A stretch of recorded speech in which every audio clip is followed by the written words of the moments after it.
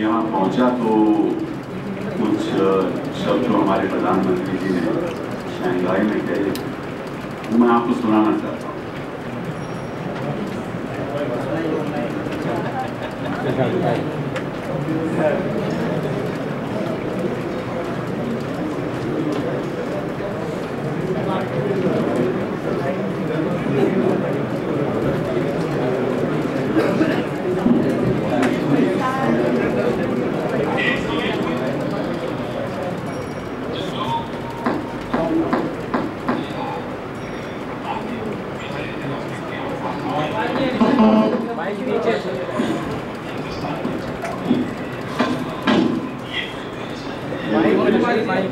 क्या पाप किया था कि हम हिंदुस्तान में पैदा हुए?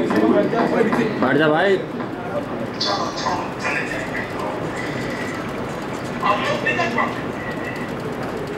कुछ वर्षों में तो हम ये भी देखते थे उद्योग जीवन के लोग कहते भाई हम तो यहाँ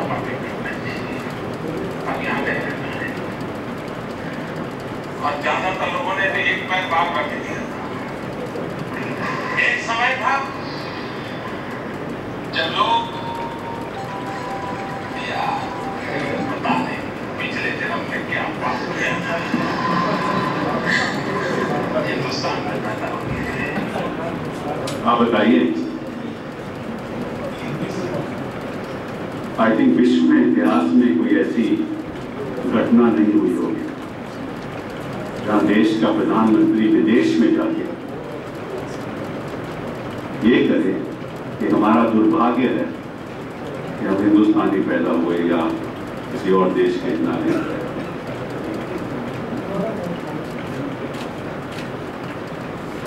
इस किस्म की गिरावट राजनीति में मैंने तो आज तक नहीं देखी। और ये बात मैं बहुत दुख से कह रहा हूं।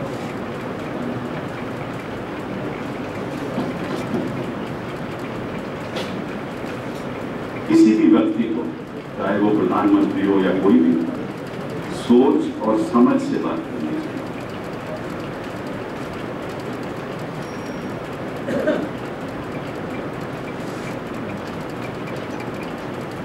चलो आप अच्छे दिन नहीं ला सकते मत लो, लेकिन सच्चे दिन तो ले आओ।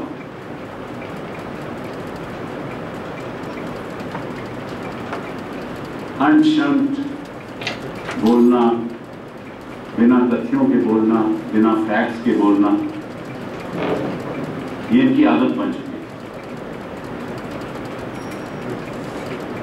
और आजकल तो ये बड़ा मतलब कि क्योंकि टूर कर रहे हैं, मैं सब ये भी इतिहास में एक पहल होगी, कोई भी किसी भी देश का प्रधानमंत्री ने इतने माइल्स नॉचअप नहीं किए।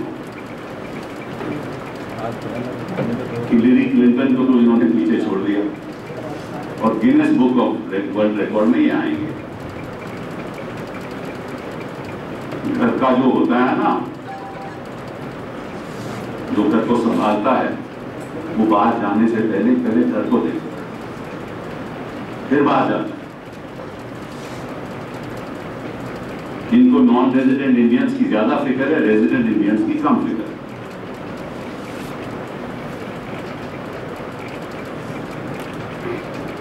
सुहाना सफर और ये मौसम हसीन, जनता कह रही है हमें डर है कि हम खो ना जाए।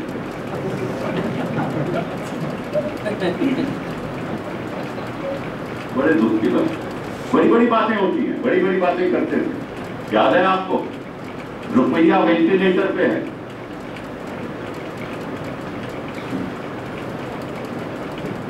लाइफ सपोर्ट पे। जब मैं 70 में आऊंगा 58 रुपया कर दूंगा पर डॉलर, याद है आपको? आज 64 रुपए पे। उस समय कुछ भी कहना, आज भी वही बात चल रही है। काला धन तो 15 लाख रुपया हर बैंक अकाउंट में डालना, 15 लाख, और 100 दिन में वापस लेकर आऊंगा। अब ये चुनावी जुमला है। हम पूछना चाहते हैं मोदी जी से कि कितने चुनावी जुमले थे जो भाषणों में आपने कहे। मेक इन इंडिया का मेक इन फ्रांस हो गया, कहां है वो मेक इन इंडिया? हमें तो कोई दिखता नहीं है। और मजे की बात यह है कि जब हिंदुस्तान से बाहर जाते हैं तब बाहर जाकर कहते हैं कि हिंदुस्तान में बहुत भारी परिवर्तन आ गया। हिंदुस्तान में ये बात नहीं कहते, और फिर अपनी पीठ को खुद ही थपथपाते हैं कि मैंने कमाल कर दिया, और खुद ही कहते हैं कि जो बाकी विदेश के जो नेतृत्व में हैं मुझसे बहुत प्रभावित।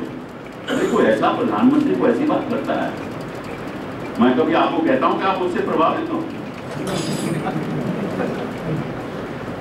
मैं कोशिश करता रहा पिछले 2 साल की, आप प्रभावित तो होते कि ना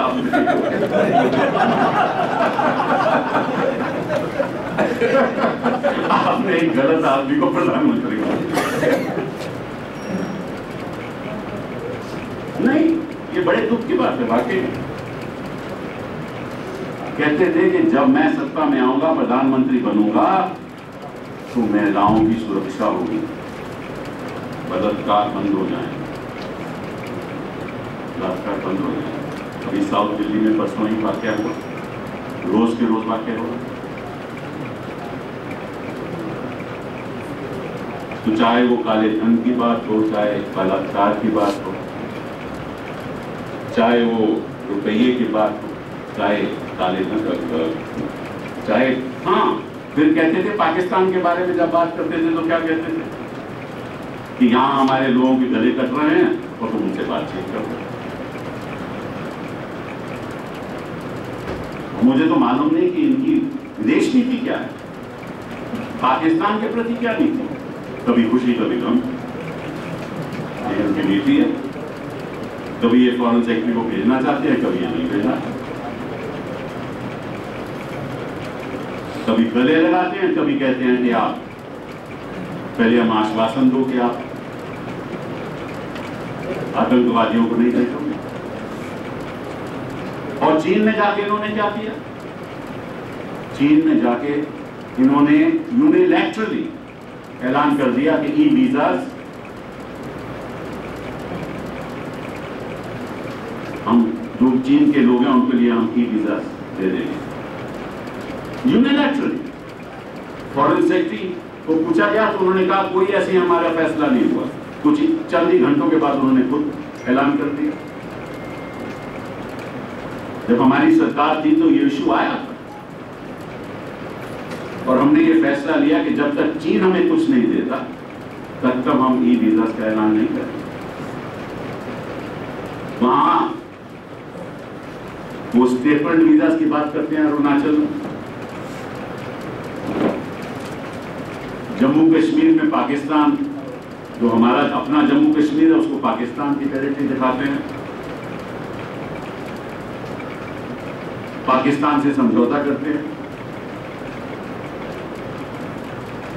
और आप जो आपके पास लेवरेज पॉइंट था वो भी आपने खो दिया।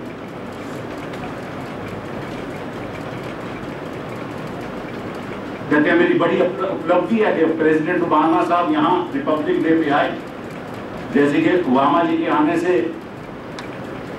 हमारा देश के प्रति सारी सफलता इनको प्राप्त हो गई, इंडो यूएस रिलेशंस की सफलता प्राप्त हो गई। आजकल अमेरिकन इन्वेस्टमेंट तो हो रहा है नहीं अब तक।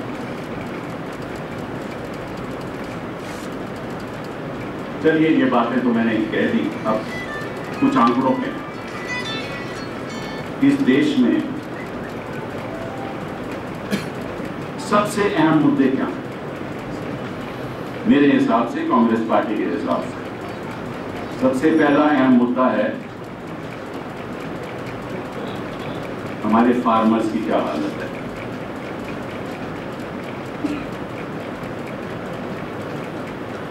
लाखों करोड़ों रुपए लोग, खासतौर पे किसान, पैदावार करने में जुड़े हुए हैं। आज के दिन आपको शायद मालूम नहीं कि 52% of all agricultural households in India have an average debt of 47,000 rupees. 52% जो किसानों के परिवार हैं उनकी जो डेट है वो 47,000 हो गया, उसमें से 26,000 केवल प्राइवेट मनी लेंडर्स के लोन है।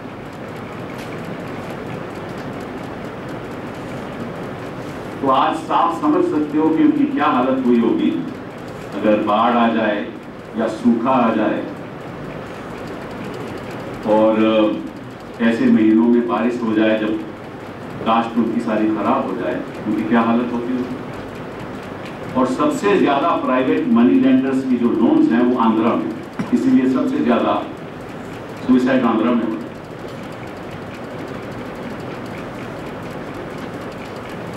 प्रधानमंत्री का ख्याल भी उस तरफ गया। तो भाषणबाजी जो हो रही है शंघाई में, उस आम आदमी का चेहरा कहां है?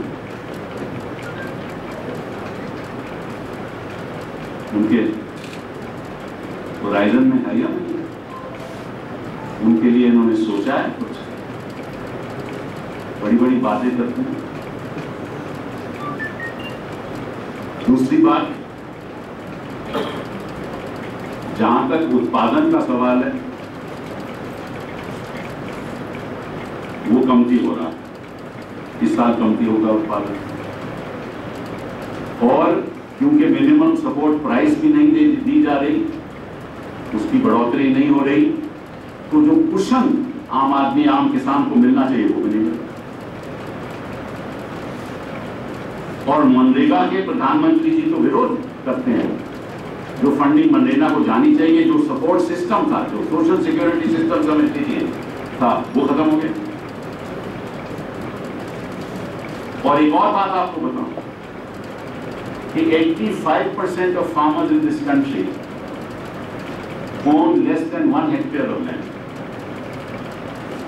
so they are marginal farmers. जो काश्त करते हैं उसी से खाते हैं। उनके जब अगर लैंड का एक्विजिशन हो जाए और उनको अगर नौकरी नहीं मिले तो आप सोच सकते हैं उनके परिवार पे क्या होगा। उस पर कोई ध्यान नहीं, कोई सोच नहीं। And that is 60% of our population. दूसरा जो आम आदमी से मुद्दा जुड़ा हुआ है वो है शिक्षा। सर्व शिक्षा अभियान में जो एलोकेशन हुआ है वो कम, हायर एजुकेशन जो हुआ है वो कम। और खबर क्या आती है कि शिव गांवचर जी नाराज हैं, काकोडकर साहब नाराज, दिल्ली वाइस चांसलर को बाहर करने की साजिश हो रही है। यही खबरें आ रही हैं। Indian council of historical research को इस आदमी को बना दिया।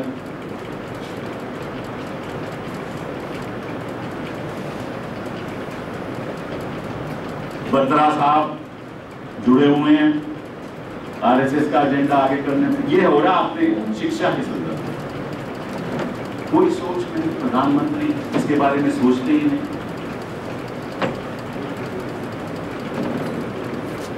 तीसरा, स्वास्थ्य का मुद्दा, ये आम आदमी से जुड़ा हुआ है। चाहे शिक्षा हो, हर परिवार में बच्चा तो स्कूल जाएगा, और हर परिवार में, हम सबके परिवारों में लोग बीमार तो होंगे।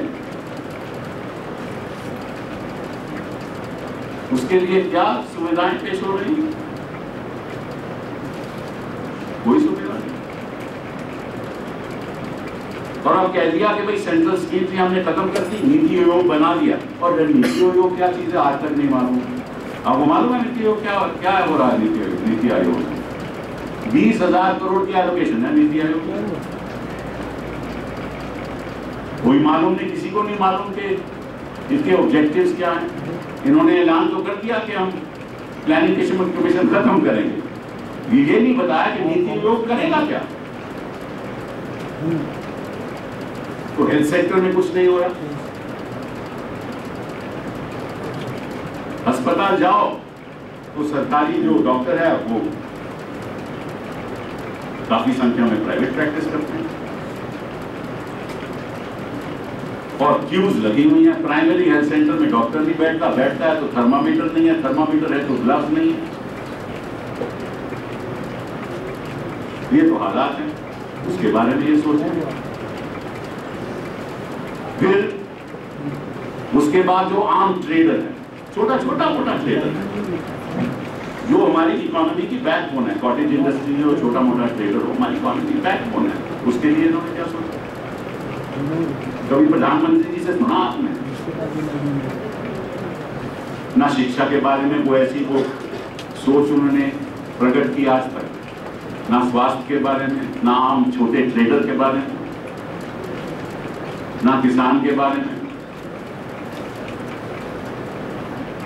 और कहते हैं कि हिंदुस्तान बदल गया।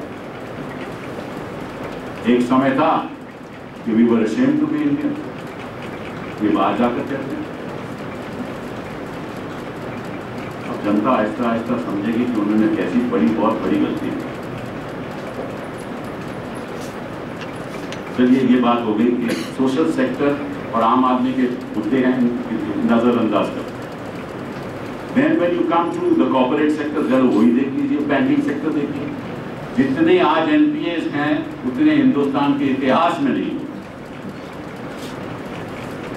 4,68,000 crores are bad loans in this country. Even the governor of the Reserve Bank has said and expressed great concern about it.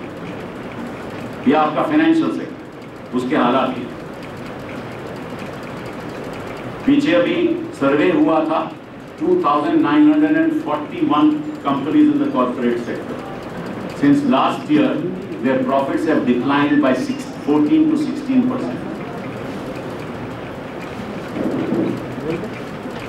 So the corporate sector is in decline.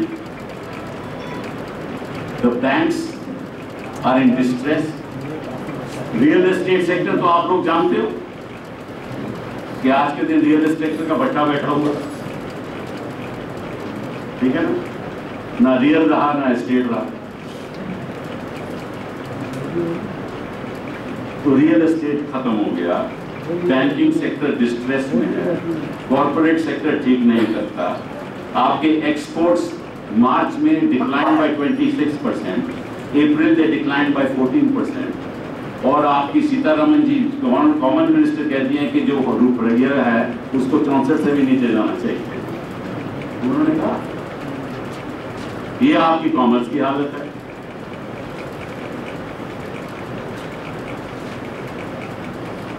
मोटे मोटे तौर पे आपके सामने एक तस्वीर रखना चाहता था, वो हुडीनी की तस्वीर नहीं जो ट्रिक्स करके अपने चमत्कार दिखाता है, जो मोदी जी आजकल टेलीविजन पे दिखाना चाहते हैं।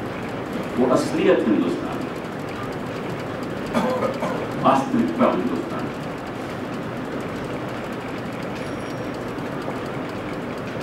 हम तो ये कभी नहीं कहेंगे कि we are ashamed to have such a prime minister. ये हमारे नहीं निकलना चाहिए हमारे। Whoever is our prime minister, we are proud of him, but he should be more concerned about India and the people of India. And he should not pat himself in the back. Let the people of India back him. Thank you. एक आखिरी बात, आपको एक कविता सुना।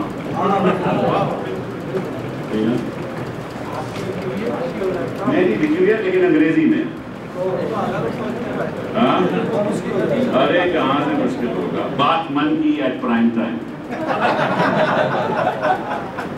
बात मन की at prime time, our choices at meal time. Ministers are supine,